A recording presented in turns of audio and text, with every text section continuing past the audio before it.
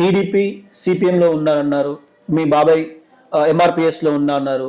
ఈ రెండింటిని వదిలేసి మీరు భీమ్ ఆర్మీ సైడ్ రావడానికి గల కారణం?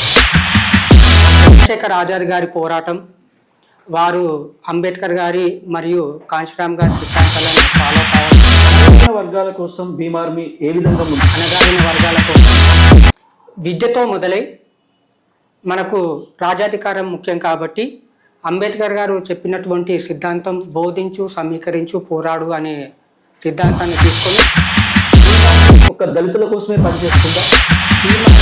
భారత్ ఏక్తా మిషన్ అంటేనే భారతదేశంలో ఉన్నటువంటి కలుపుకొని వెళ్ళే ఆజాద్ సమాజ్ పార్టీ ఎందుకు స్థాపించాల్సి వచ్చింది? భీమ్ ఆర్మీ అనేది ఒక సంస్థ, ఆజాద్ సమాజ్ పార్టీ అనేది రాజాధికారం కోసం పోరాడే పార్టీ.